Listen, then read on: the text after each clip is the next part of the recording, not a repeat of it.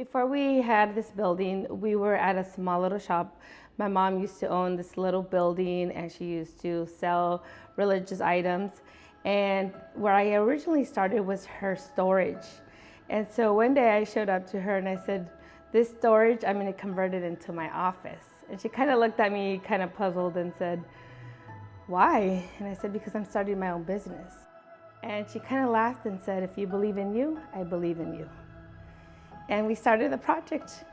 Before I knew it, we were already operating in that small little storage room in my mom's old building. We built here first so that we wouldn't stop operating. And eventually we moved in and then we tore down my mom's old building in our old office to have the parking lot. So the reason we decided to build an office was because I originally had told my mom, I said this little storage building space for Silvia's office is going to be temporary. Someday, I don't know when, but someday I'm going to have my big building. I didn't know how big it was, but I said, give me 10 years. If I can just only assist one client with that one client will tell 5 other people, those other 5 other people will tell 10 other people, my building will eventually be built with hard work.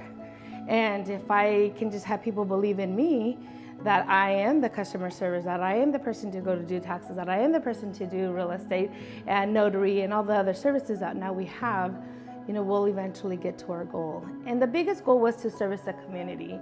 So those clients that come and believe in our service and trust in our services, they know that eventually goes back to our community. We do scholarships, we do donations to different kind of organizations, fundraisers, and our clients know that what they leave here, part of it goes back to the community, back to them. I feel very proud of that. So I gave myself 10 years to eventually build this office. I didn't know how, but I didn't do it in 10 years. I did it in 8. And so I firmly believe in having goals. If you have goals, you're determined. You don't live in a fog. You actually live in a clear vision path to know where you're headed to.